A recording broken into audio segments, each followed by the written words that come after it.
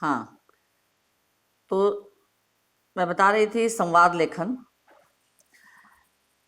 इसमें सबसे पहले संवाद जो है वो छोटे होने चाहिए, सरल और संक्षिप्त होने चाहिए। यानी संवाद जो है वो बहुत लंबा चौड़ा, बहुत बड़ा नहीं होना चाहिए, छोटा होना चाहिए। संवाद रोचक होना चाहिए और सरल होना चाहिए। यानी संवाद को पढ़कर ऐसा लगे कि हम किसी कहानी का संवाद पढ़ रहे हैं। यानी हमारी रोचकता, हमारा इंटरेस्ट और आगे पढ़ने के प्रति जो एक जागरूकता है और जो इच्छा है वो बनी रहनी चाहिए। संवाद में स्वाभाविकता होनी चाहिए, नेचुरल लगे। ये न लगे कि संवाद जो हम लिख रहे हैं या बोल रहे हैं वो बनावटीपन हो, ऐसा नहीं होना चाहिए। हाँ, चुटीलापन अवश्य होना चाहिए। यानी संवाद, कुछ संवाद एकदम नीरस होते हैं, नीरस नहीं होने चाहिए, सरस होने चाहिए। यानी संवाद को पढ़कर हमें ऐसा ना लगे कि एकदम उबाऊ हैं, ऐसा नहीं होना चाहिए। संवाद घटना, परिस्थिति व समयानुकूल होने चाहिए। मैंने कल बताया था कि शादी विवाह के अवसर पर या खुशी के अवसर पर हमारा जो संवाद होगा वो उस तरह का होगा, शुभ अवसर से संबंधित, अच्छी बातों से, और वहाँ हंसी मजाक का वातावरण रहेगा। यानी माहौल जो है वो हल्का फुल्का रहेगा। तो संवाद जो है वो घटना, परिस्थिति और समय के अनुसार होने चाहिए। संवाद का प्रत्येक वाक्य विषय से जुड़ा होना चाहिए। सबसे बड़ी बात है, प्रत्येक वाक्य जो है वो विषय से, यानी विषय से हटकर संवाद नहीं होना चाहिए।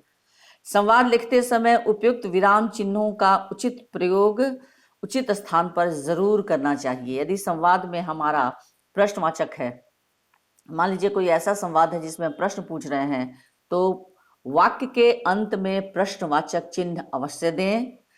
अगर संवाद में ऐसा लग रहा है किसी खास बात को हम बोल रहे हैं तो वो दोहरे उद्धरण के अंतर्गत, वो चिन्ह के अंतर्गत होना चाहिए। किसी को हम बुला रहे हैं संवाद में, यदि, या जो हमारे मन के भाव हैं, भाव से संबंधित यदि हमारा संवाद है तो वहां विस्मयादि बोधक चिन्ह का प्रयोग करेंगे।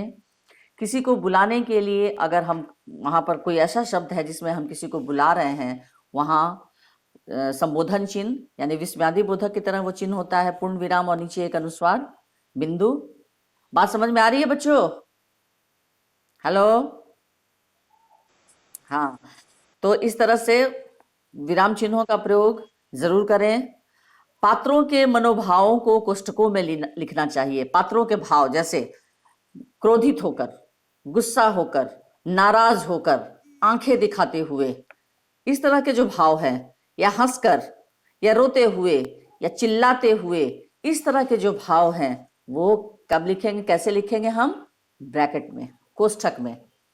जैसे पात्र है कि अब जैसे मैं यहां पर एक संवाद आप लोगों को पढ़कर सुना रही हूं, ध्यान से सुनिए। यात्री और बस परिचालक के बीच संवाद। बस परिचालक मतलब क्या होता है बताइए? बस परिचालक यानी किसको कहते हैं? No, driver. Driver, driver, driver, driver को बस परिचालक कहते हैं। परिचालक, चलाने वाला, ठीक है। चालक, हाँ, चालक यानी ड्राइवर, बस परिचालक यानी कंडक्टर ही यहाँ पे होगा। चलिए, इनके बीच जो बातचीत हो रही है, यात्री कह रहा है, तो देखिए ये जो संवाद है एकदम इसी दोनों से संबंधित हो रही है। ये नहीं कि उल्टा सीधा कुछ संवाद। अब यात्री और बस परिचालक के बीच ही संवाद हो रही है। यात्री, क्यों भाई? क्यों भाई के बाद कौन सा चिन्ह होगा बताइए? यहाँ क्या कर रहा है? क्यों भाई का मतलब कौन सा भाव आ रहा है? नहीं, प्रश्न कर रहा है, संबोधन, संबोधित कर रहा है। क्यों? क्यों भाई, संबोधन का चिन्ह यहाँ पर प्रयोग होगा। क्यों भाई, पूर्ण विराम देकर उसके नीचे जो अनुस्वार दिया जाता है उसको संबोधन चिन्ह कहते हैं। क्यों भाई, यह बस कहाँ जा रही है? अंत में कौन सा चिन्ह होगा? प्रश्नवाचक चिन्ह। अंत में प्रश्नवाचक, क्यों भाई के बाद संबोधन चिन्ह, उसके बाद यह बस कहाँ जा रही है? प्रश्नवाचक चिन्ह। बस परिचालक, अब बस परिचालक जवाब दे रहा है, यह बस तो हरिद्वार जा रही है, पूर्ण विराम। फिर यात्री, कितने बजे चलेगी? कौन सा चिन्ह होगा? बताइए। प्रश्नवाचक, बस परिचालक। जैसे ही सवारियां पूरी हो जाएंगी, अल्प विराम यानी कॉमा जिसे कहते हैं, बस चल पड़ेगी, पूर्ण विराम। फिर यात्री पूछ रहा है, किंतु इसके चलने का निर्धारित समय क्या है? फिर कौन सा चिन्ह? प्रश्नवाचक। फिर बस परिचालक, 5 बजे। यात्री झुंझलाते हुए, अब यात्री जो है वो झुंझला जा रहा है ना, तो झुंझलाते हुए तो उसको ब्रैकेट में लिख रहा है। यात्री के भाव को अभी मैंने आप लोगों को बताया ना कि पात्रों के मनोभावों को किसमें लिखा जाता है? कोष्ठक में यानी ब्रैकेट में। अब यात्री जो है वो झुंझला गया है, तो झुंझलाते हुए को हम कैसे लिखेंगे, किसमें लिखेंगे? ब्रैकेट में। यात्री झुंझलाते हुए। अरे, फिर अरे यानी विस्मय का भाव। अरे के बाद फिर विस्मयादिबोधक चिन्ह। 5 तो बज गए हैं, अल्प विराम। फिर देर क्यों कर रहे हो? प्रश्नवाचक चिन्ह। बस परिचालक। और सबके बाद डैश देते हुए लिखेंगे, बस परिचालक। अभी बस चलने ही वाली है, पूर्ण विराम। यात्री, आपको यात्रियों की सुविधाओं का भी ध्यान रखना चाहिए, पूर्ण विराम। बस परिचालक। साहब, साहब लिखकर अल्प विराम, गुस्सा मत कीजिए, पूर्ण विराम। हम भी समय पर चलना चाहते हैं, पर पूरी सवारियां तो हो जाएं, पूर्ण विराम। यात्री, थोड़ी देर बाद। थोड़ी देर बाद को भी किस में लिखेंगे? ब्रैकेट में लिखेंगे। अब तो बस भी भर गई है, पूर्ण विराम। अब किसका इंतजार कर रहे हो? प्रश्नवाचक चिन्ह। बस परिचालक, आप शांत बैठिए, संबोधन चिन्ह, बस चलते हैं। ठीक है, तो ये डायलॉग, ये जो संवाद है, इससे क्या समझ में आया कि इसी तरह की ना बातें होती हैं। बताइए आप लोग, जब हम कहीं यात्रा करते हैं और बस परिचालक जो है, ड्राइवर कंडक्टर जो भी हैं, वो इस तरह से इंतजार करते रहते हैं, लोगों को देरी होती है तो लोग क्या करते हैं? इसी तरह की ना बातें होती हैं। हाँ, तो ये आप लोगों को सोचना पड़ेगा, जब भी संवाद का कोई विषय रहे तो एक ही व्यक्ति को दोनों व्यक्तियों की भूमिका निभानी पड़ती है। सोचना पड़ता है कि हम क्या बोलेंगे, और मान लीजिए हम खुद ही यात्री बनना है और खुद ही बस परिचालक बनना है, हमारा प्रश्न कैसे होगा और उस प्रश्न का जवाब जो है वो कैसे मिलेगा, ये स्वयं सोचना होगा और सोचकर उसको लिखना होगा। बात आ गई समझ में? सबको मेरी बात समझ में आई? किसी का माइक ऑन है, माइक किसी का यदि ऑन ऑन है तो ऑफ करो। किसी बच्चे का यदि माइक ऑन है तो ऑफ करो माइक। उसके बाद डॉक्टर और रोगी के बीच संवाद। अब किस तरह से समस्या से ग्रस्त है कोई व्यक्ति, रोगी है, किसी तरह बीमार है, और वो रोगी डॉक्टर के पास जा रहा है, तो किस तरह से उसकी संवाद होगी, इसको आपको सोचना होगा। ठीक है, उसके बाद है अध्यापक और अनुपस्थित रहने वाले छात्र कर्ण के बीच संवाद। अब मान लीजिए परीक्षा में, ध्यान रखें, ध्यान से मेरी बात सुनिए, यदि परीक्षा में नाम रहता है किसी विद्यार्थी का, तो आप क्या करेंगे?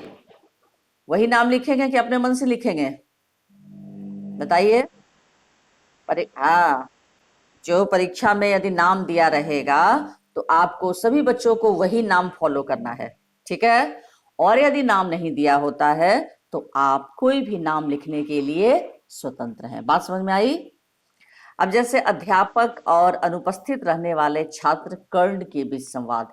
एक छात्र है जिसका नाम कर्ण है, और इन दोनों के बीच जो संवाद है, छात्र कक्षा के बाहर से, इसको ब्रैकेट में लिखेंगे। अब छात्र का पोजीशन, भाव और उसकी स्थिति, संवाद में स्थिति भी लिखी जाती है। ये स्थिति कहाँ की है? कक्षा के बाहर से। तो इसको हम कहां से कैसे लिखेंगे स्थिति को बताने के लिए?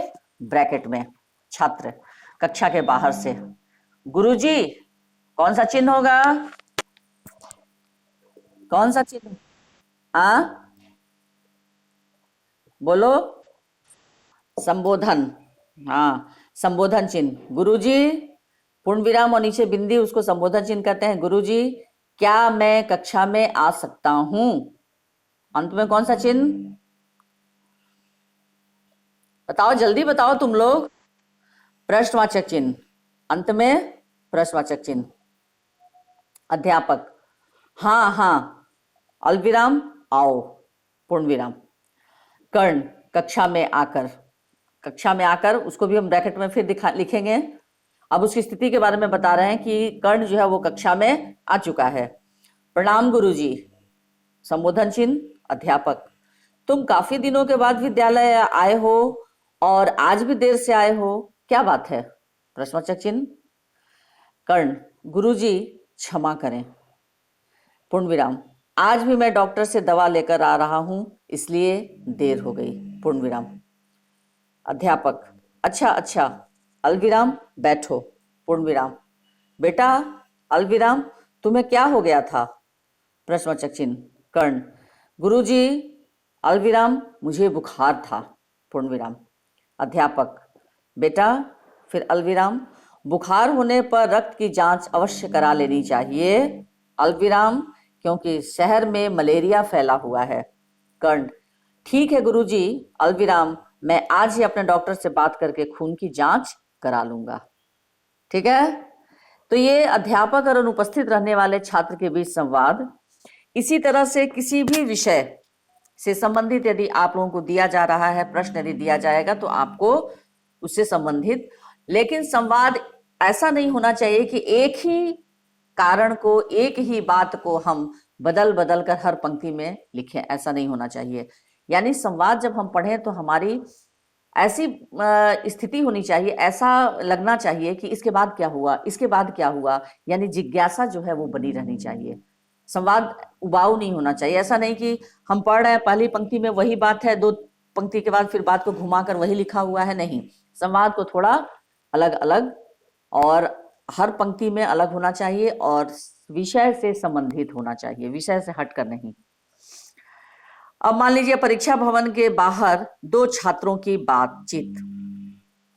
ठीक है, दो बच्चे हैं, दोनों बच्चों का नाम दे देना है। आप लोग एक काम और कर सकते हैं, जैसे अब ये तरह का प्रश्न रहता है, परीक्षा भवन के बाहर दो छात्रों की बातचीत, तो तुरंत आप ब्रैकेट में दो छात्रों के नाम, वो काल्पनिक नाम आप जरूर लिख देंगे। ब्रैकेट में लिखेंगे दो छात्रों के नाम डैश देकर, है ना, जैसे संजय और मंजय, ब्रैकेट बंद। ठीक है, क्योंकि ऊपर आप जब नाम दे देंगे तो सारे जो एग्जामिनर रहेंगे, जो टीचर रहेंगे, वो समझ जाएंगे कि अच्छा बच्चे ने नाम लिखा है, और इन्हीं दो बच्चों का नाम लिखते हुए आप नीचे शुरू करेंगे। बात समझ में आ रही है? हाँ, यदि कोई भी नाम देना होगा तो आप उनको ब्रैकेट में लिख के उसके बाद अपने संवाद को शुरू करेंगे। तो जैसे यहाँ पर दो मित्र हैं, एक का नाम है भुवन, एक का नाम है नमन। भुवन डैश, यार नमन, संबोधन चिन्ह, तेरी तैयारी हो गई, पूर्ण विराम। नमन, हाँ, अल्पविराम, हो ही गई है, पूर्ण विराम, बस भाषा का एक टॉपिक संधि पुनरावृत्ति के लिए रह गया है, पूर्ण विराम, जल्दी से कर लेता हूं, पूर्ण विराम। भुवन, तुझे पदबंध की पहचान याद है क्या? नमन, हाँ, पदबंध की पहचान तो सरल है, पूर्ण विराम, यदि रेखांकित शब्दों के अंत में संज्ञा शब्द हो तो संज्ञा पदबंध, और यदि विशेषण शब्द हो तो विशेषण पदबंध होता है। भुवन, क्रिया पदबंध में क्या होता है? नमन, काम का किया जाना, पूर्ण विराम, जैसे नाव उफनती नदी में डूबती चली गई, यहाँ डूबती चली गई शब्द क्रियापद है, इसलिए क्रियापद बंध है। नमन, धन्यवाद। संबोधन चिन्ह, यहाँ संबोधन चिन्ह विस्मयादिबोधक चिन्ह देंगे। क्रिया विशेषण व सर्वनाम पदबंध मुझे आते हैं, क्या मैं संधि बता दूं? नमन, हाँ जल्दी बता, परीक्षा शुरू होने वाली है। तो इस तरह से ये दोनों मित्र जो है, नमन फिर कह रहा धन्यवाद, तूने तो बहुत आसानी से समझा दिया, चल जल्दी, परीक्षा शुरू होने वाली है। भुवन, अच्छा, ऑल द बेस्ट। तो इस तरह से दो मित्र किस तरह से बात करेंगे? बढ़ती हुई महंगाई के विषय में पूनम और कुसुम के बीच संवाद। यदि नाम दिया रहेगा परीक्षा में तो वही नाम फॉलो करेंगे, नहीं तो आप किसी तरह से स्वयं अपना नाम बनाकर, जैसे एक है कि लाउड स्पीकर के बढ़ते शोर पर दो छात्राओं के मध्य संवाद। आजकल लाउड स्पीकर सुनते हो ना तुम लोग, गली गली मोहल्ले मोहल्ले, हेलो,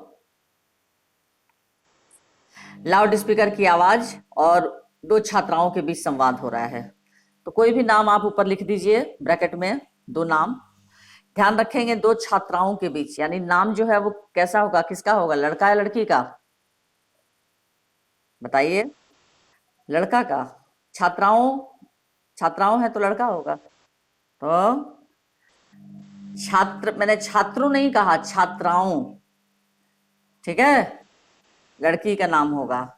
जैसे दो लड़कियों का नाम किरण और अदिति, तो उसको ब्रैकेट में लिख देंगे, किरण, अदिति। आजकल पड़ोस में लाउड स्पीकर का शोर कितना बढ़ता जा रहा है। अदिति लिखने के बाद अल्विराम, तब अदिति कह रही है, हाँ अल्विराम, कल मुझे गृह कार्य करना था, फिर अल्विराम, शोर के कारण मुझे बहुत परेशानी हो रही थी, पूर्ण विराम। तो फिर किरण कर रही है, ठीक ऐसा ही मेरा हाल था। फिर अदिति, मैं अपने पाठ्यक्रम को ध्यान से पढ़ नहीं पाई, पूर्ण विराम, मुझे जल्दी ही सोना पड़ा, फिर पूर्ण विराम, काम अधूरा रह गया, पूर्ण विराम। किरण, मेरा भी हिंदी का काम छूट गया था, अल्विराम, मैंने स्कूल जाकर पूरा किया, पूर्ण विराम। अदिति, मैंने तो अपने माता पिता से कह दिया कि आप सोसाइटी के अध्यक्ष अरोड़ा अंकल से बात क्यों नहीं करते, प्रश्नवाचक चिन्ह। किरण, हाँ, जब सरकार द्वारा 10 बजे तक लाउड स्पीकर का प्रयोग करने की अनुमति है तो फिर देर रात तक डीजे लाउड स्पीकर का शोर क्यों। अदिति, बात तो तुमने सही कही है अल्विराम, मैंने यही बातें अपने माता पिता से भी कही है। किरण, लाउड स्पीकर से न तो बीमार लोग आराम कर सकते हैं, अल्विराम, न ही पढ़ने वाले बच्चे ठीक से पढ़ पाते हैं, पूर्ण विराम। अदिति, इस समस्या का समाधान हेतु कोई ना कोई उपाय तो करना ही पड़ेगा, पूर्ण विराम। किरण, मैं तो सोसाइटी के अन्य लोगों से इस विषय में बात करूंगी ताकि इस समस्या का समाधान जल्दी हो।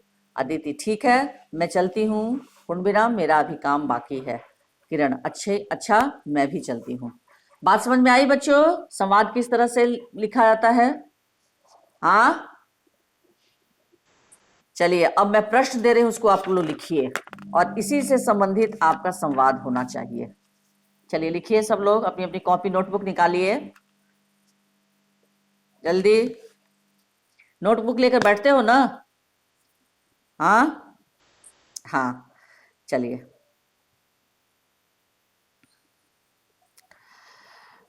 हाँ लिखिए।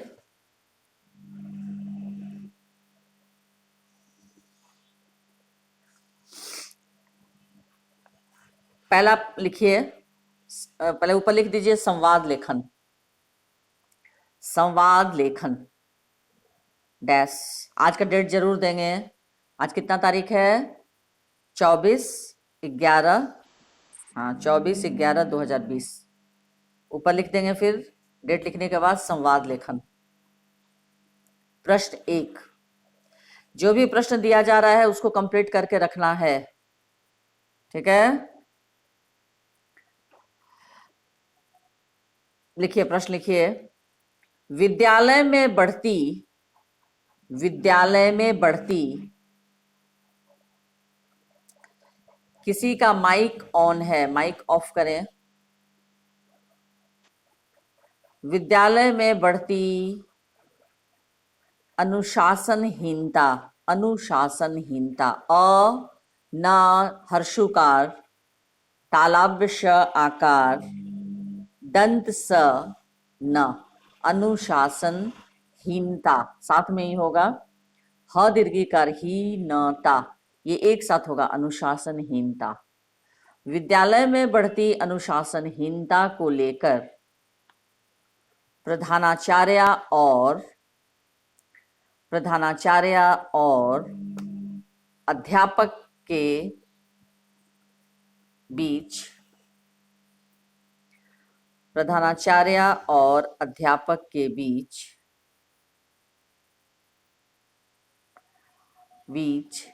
वार्तालाप को, वार्तालाप, व आकार वा, त आकार ता, रेफ, ल आकार लाप, वार्तालाप। विद्यालय में बढ़ती अनुशासनहीनता को लेकर प्रधानाचार्य और, चार्य भी लिख सकते, प्रधानाचार्य भी लिख सकते हैं, प्रधानाचार्य और अध्यापक के बीच वार्तालाप को संवाद के रूप में लिखें, वार्तालाप को संवाद के रूप में लिखें। ये एग्जाम में 5 मार्क्स का रहता है बच्चों, संवाद के रूप में लिखें। प्रश्न समझ में आया सबको? हेलो, विद्यालय में बढ़ती अनुशासनहीनता, यानी बच्चे जो है इनडिसिप्लिन हो रहे हैं, उसको लेकर प्रधानाचार्य और अध्यापक, यानी प्रधानाचार्य जो हैं वो किसी अध्यापक के साथ बैठकर बातचीत कर रहे हैं और उसी बातचीत को आपको संवाद के रूप में लिखना है। तो आपको कल्पना करना होगा कि आप ही प्रिंसिपल हैं, प्रधानाचार्य हैं और आप ही शिक्षक हैं या शिक्षिका, जो भी, ठीक है। शिक्षक, अध्यापक और अध्यापिका मतलब टीचर्स, टीचर में कोई भी हो सकता है, मेल टीचर भी हो सकते हैं, फीमेल भी अध्यापक भी हो सकते हैं, अध्यापिका भी हो सकती हैं। अब प्रिंसिपल सर जो है, प्रधानाचार्य जो है, वो किस तरह से परेशान हैं कि विद्यालय में किस तरह से अनुशासनहीनता बढ़ती जा रही है। बच्चे एक तो उद्दंडता करते जा रहे हैं, विद्यालय देर से आना ये भी अनुशासन विहीनता है। विद्यालय में आते तो हैं लेकिन गृह कार्य समय पर करके नहीं लेकर आते हैं, ये भी अनुशासन विहीनता है। उसके बाद कक्षा में बात करना, ये भी अनुशासन विहीनता है। उसके बाद दोस्तों से बेमतलब की बात, मारपीट, लड़ाई झगड़ा, ये भी अनुशासन विहीनता है। यानी आप अपने विद्यालय में देखते होंगे कि किस तरह से अनुशासन विहीनता, जरूरी नहीं है कि पूरा विद्यालय अनुशासन विहीन होता है, ऐसा कभी नहीं होता है बच्चों। हर क्लास में, हर कक्षा में बहुत ज्यादा तो 1-2 बच्चे या 4 बच्चे या 3 बच्चे ऐसे उद्दंड प्रवृत्ति के होते हैं जो अनुशासन विहीनता का परिचय देते हैं। तो ऐसी परिस्थिति में एक प्रिंसिपल और एक प्रधानाचार्य के और एक टीचर के बीच किस तरह की बात हो सकती है, उसको आपको लिखना है। बात समझ में आ गई? हेलो, जवाब दो बच्चों। हाँ, तो जो वार्तालाप होगी, उस वार्तालाप, जो संवाद होगा, वो संवाद का अंत में निष्कर्ष भी निकलना चाहिए। ऐसा नहीं हो कि संवाद लगे कि आधा है, अधूरा है। अब प्रधानाचार्य जो है वो चिंतित हैं, वो शिक्षक से बोलेंगे कि क्या आप लोग आजकल ध्यान दे रहे हैं कि स्कूल में किस तरह से विद्यालय में अनुशासन विहीनता बढ़ती जा रही है। और अनुशासन विहीनता में प्रधानाचार्य 2-3 बातों को बताएंगे शिक्षक को, अध्यापक को। अध्यापक फिर क्या बोलेंगे कि हाँ, हम लोग कोशिश करेंगे, हम लोगों को इसके लिए कुछ नियम कानून बनाना होगा, कुछ दंड भी लगाना होगा, बच्चों को कुछ दिन के लिए विद्यालय आने के बंद करना पड़ेगा, उनको कुछ दिनों के लिए सस्पेंड करना होगा। ये सारी बातें उनके अभिभावक को बुलाकर बात करनी होगी। तो इस तरह से जो वार्तालाप, आप लोग सोचिएगा कि क्या क्या हो सकता है, क्या लिखना चाहिए, ठीक है। तो इस तरह से अध्यापक और प्रधानाचार्य के बीच। दूसरा प्रश्न लिखिए, मकान मालिक तथा किराएदार के संवाद को अपने शब्दों में लिखें। मकान मालिक तथा किराएदार के संवाद को।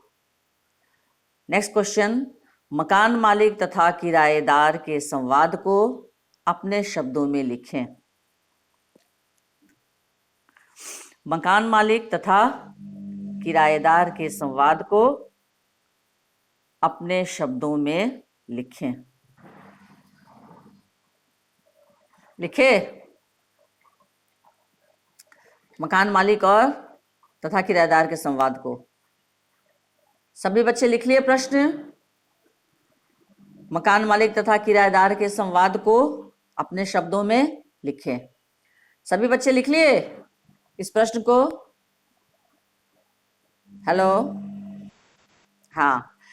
अब इसमें अभी आप लोगों को जहां तक पता होगा, अभी कोरोना की वजह से बहुत सारे मकान, जो मकान मालिक किराएदार किराए पर मकान को देते थे, है ना, वो सारे मकान खाली पड़े हुए हैं। क्योंकि अधिकतर मकान जो है, वो बच्चे, जो विद्यार्थी हैं, वो रहकर तैयारी करते थे या कॉलेज में पढ़ाई करते थे, स्कूल में, या कुछ ऐसे बच्चे जो नौकरी पेशा थे, जो नौकरी करते थे, या ऐसे भी लोग जो नौकरी कर रहे हैं लेकिन उनको समय पर वेतन नहीं मिल पा रहा है। ये कोरोना के समय में बहुत सारे मकान जो हैं वो खाली हो गए हैं। बहुत मकान मालिक अपने अपने किराएदार के किराया को कम कर दिए हैं। 2-3 महीना का किराया वो लोग आधा देते हैं और बाद में ये कहकर कि हम फिर बाद में जब तनख्वाह मिलने लगेगी तो पूरा किराया दे देंगे। क्योंकि जब वो रह रहे हैं तो मकान मालिक कोई भी तो अपना किराएदार को मुफ्त में नहीं ना रखेगा। तो अभी बहुत सारे जो किराएदार हैं, वो उन लोगों ने मकान मालिक से कहा कि अभी आधा पैसा ही ले लीजिए, आधा जो बाकी है वो हम आपको धीरे धीरे चुका देंगे, एक साथ तो नहीं लेकिन धीरे धीरे चुका देंगे। तो इस तरह से जो समस्या अभी आई हुई है कोरोना काल में, तो एक मकान मालिक और किराएदार के बीच क्या संवाद हो सकता है? बात आ रही है बच्चों समझ में? हाँ, हेलो हेलो, जवाब दो तुम लोग। हाँ, तो एक मकान मालिक और किराएदार के बीच जो संवाद होगी उसको लिखना है। ये दो संवाद मैंने आप लोगों को दिया, ये दोनों संवाद आपको कंप्लीट करके रखना है। बात आ गई समझ में सबको? टेल मी।